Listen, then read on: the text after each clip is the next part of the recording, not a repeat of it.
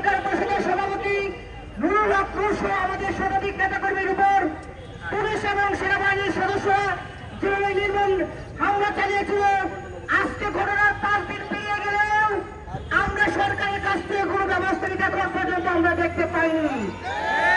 আমরা সরকারকে বলেছিলাম যারা জড়িত ছিল বিভিন্ন গণমাধ্যমের ফুটেজে তাদের পরিচয় প্রকাশ করার পরেও, অনেকের চেহারা স্পষ্ট দেখা যাওয়ার পরেও সরকার কিন্তু এখনো কারোর বিরুদ্ধে কোনো ব্যবস্থা নেয়নি। সরকার একটি বিচার বিভাগীয় তদন্ত কমিটি গঠন করেছে, আমরা সেটাকে সাধুবাদ জানাই। কিন্তু যে ঘটনায় যারা জড়িত ছিল, যাদের চেহারা পরিষ্কার বোঝা গেছে, যাদের পরিচয় শনাক্ত করা গেছে, তাদেরকে কেন এখন পর্যন্ত প্রত্যাহার করা হবে আমরা সেটা সরকারের কাছে জানতে চাই। এই অন্তর্বর্তীকালীন সরকারের স্বরাষ্ট্র উপদেষ্টা বারবার ব্যর্থতার পরিচয় দিচ্ছে। তার নির্দেশ ছাড়া পুলিশ সেনাবাহিনী কিভাবে হামলা চায় তাকে সেই সময় জবাব দিতে হবে। সেই ঘটনায় স্বরাষ্ট্র উপদেষ্টা সম্পূর্ণ ব্যর্থতার পরিচয় দিয়েছে। আমরা স্বরাষ্ট্র উপদেষ্টার পদত্যাগ দাবি করছি।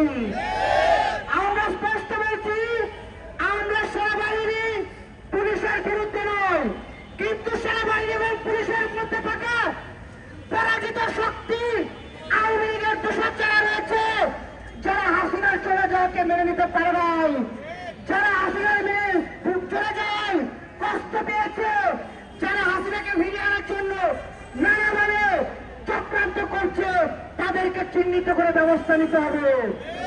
আরেকটি কথা বলে শেষ করব, আওয়ামী লীগকে নিষিদ্ধ করা হয়েছে, তাদের নিবন্ধন বাতিল হয়েছে।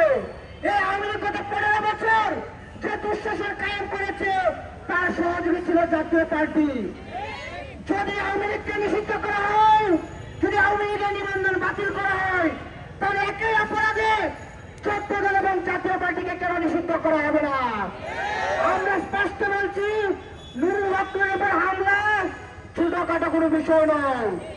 আমরা দেখেছি এই গণঅভ্যুত্থানের পক্ষের শক্তির উপর সেনাবাহিনী এবং পুলিশ সদস্যরা প্রায়ই চড়া হচ্ছে, অথচ আমরা দেখি ঢাকা শহর সহ দেশের বিভিন্ন স্থানে আওয়ামী লীগ ঝটিকা মিছিল করছে।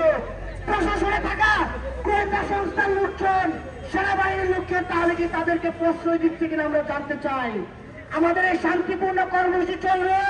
আমাদের এই মিছিল শেষে আমরা পল্টন মোড় অবরোধ করব। আমরা সরকারের কাছ থেকে সুনির্দিষ্ট স্পষ্ট বক্তব্য ছাড়া আমরা পল্টন মোড় অবরোধ ছাড়ব না। আপনারা জানেন গতকাল তো ভিডিও কয়েক থেকে ভাইরাল হয়েছে, সেই ভিডিওর মধ্যে দেখতে পেয়েছেন আপনারা যে পুলিশ বাহিনী সেনাবাহিনী যৌথ উদ্যোগে কোন উস্কানি ছাড়া আল-রাজি কমপ্লেক্সের সামনে কিভাবে গণ অধিকার পরিষদের সংগ্রামী সভাপতি বিপি নুরুল হক নূর সহ শতাধিক নেতাকর্মীর উপর পাকিস্তানি হানাদার বাহিনীর মতো ঝাঁপিয়ে পড়েছে। সংগ্রামী সাথী বন্ধুগণ, আমরা একটা কথা বলার চেষ্টা করছি, আজকে বিপি নুরুল হক নূর মৃত্যুর সাথে পাঞ্জা লড়ছেন।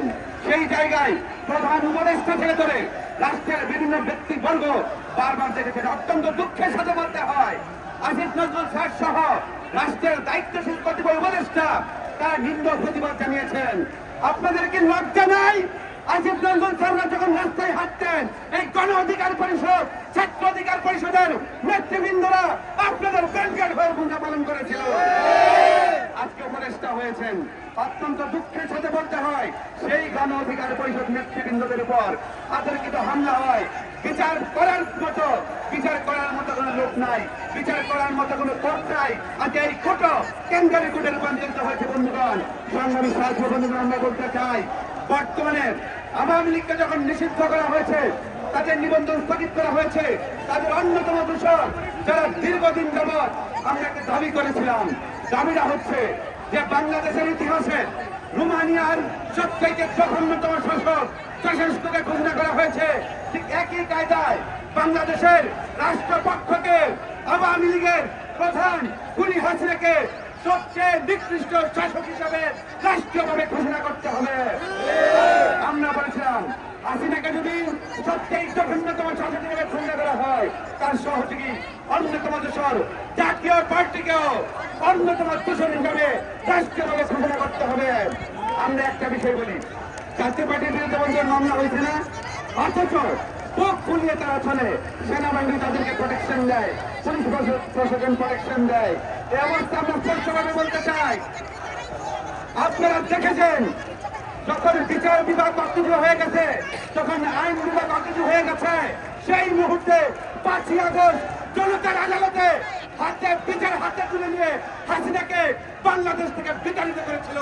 সুতরাং এই উপদেষ্টা পরিষদকে বলতে চাই, জনগণের হাতে আইন তুলে নিতে বাধ্য করবেন না।